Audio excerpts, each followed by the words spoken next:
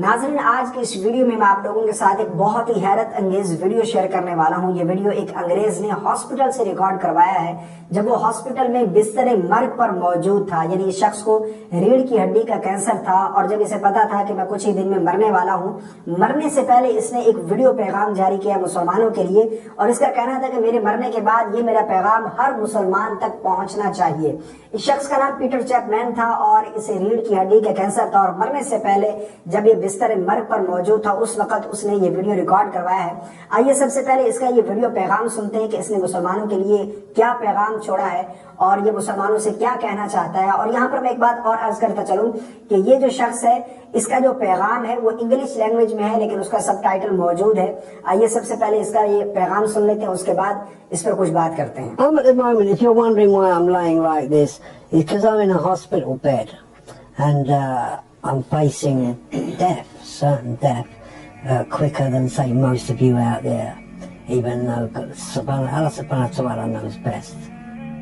This is our brother Peter Chatfield, a British man. He converted to Islam and practiced it for 15 years. He was hospitalized with spinal cancer, which left him paralyzed from the chest down. Peter passed away on the 4th of November 2014. May Allah forgive him. I picked up a book called the Quran and I opened it and I started to read it. What I realized was that the Quran was a way of life.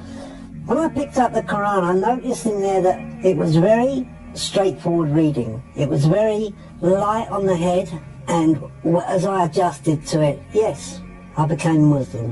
So I make no mistake about that. I sit here talking to you tonight as a Muslim, and 15 years ago that gift was given to me. We also believe in Jesus. A lot of you people out there don't know that we believe in Jesus as well. Jesus alayhi salam, he announced him. He announced Muhammad and said that man will explain all things in detail because he had to go. Reading the Quran can calm the mind and heart, and can also make a sense of love for Allah. By reading the Quran can also change someone who originally behaved badly to be better. That's how Peter feels. He has changed a lot since he learned about Islam and the Quran. One thing that I got from when I became Muslim was my honor, my dignity, my way of life changed. I started to look after myself. Very practical things. And that is how it reads, the Quran, a very practical book. There's no mystery about it.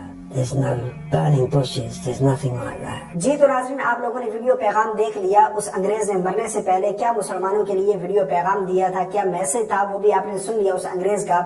اگر اس کی بات کو دیکھا جائے تو اس کا کہنا یہ تھا کہ اس نے اپنی زندگی کو قرآن کے ذریعے بدلا ہے، قرآن نے اس کی زندگی کو بدل کر رکھ دیا۔ جب وہ قرآن پڑھتا گیا تو اس کی زندگی ہی بدل گئی۔ اس کی بات کا مقصد یہ تھا کہ اگر آپ بھی اپنا رشتہ قرآن کے ساتھ مضبوط کرتے ہیں تو آپ کی زندگی بھی بدل جائے گی، اور قرآن کو مس بالکل نہ کریں۔ قرآن ایک ہدایت کی کتاب ہے، ہدایت کا راستہ دیتی ہے۔ قرآن ہمیں بتاتا ہے کہ ہم نے کیسے زندگی گزارنی ہے، اللہ کے احکامات کیا ہیں۔ جب ہم اللہ کے احکامات کو فالو کریں گے تو ہماری دنیاوی زندگی تو بہتر ہوگی، آخرت کی زندگی بھی ہماری سنور جائے گی، ہماری آخرت کی زندگی بھی پرسکون بن جائے گی۔ تو اس لیے قرآن کے ساتھ اپنا رشتہ مضبوط بنائیں، قرآن کو پڑھیں، قرآن کی تلاوت کریں، قرآن کو سمجھیں، قرآن میں کیا لکھا ہے اس بات کو بھی سمجھنے کی کوشش کریں۔ مجھے اپنی خاص دعا میں یاد رکھیے گا، اس ویڈیو کو مسلمانوں کے ساتھ ضرور شیئر کیجیے گا تاکہ دوسرے مسلمانوں تک بھی اس شخص کا یہ پیغام پہنچ سکے۔ السلام علیکم ورحمۃ اللہ۔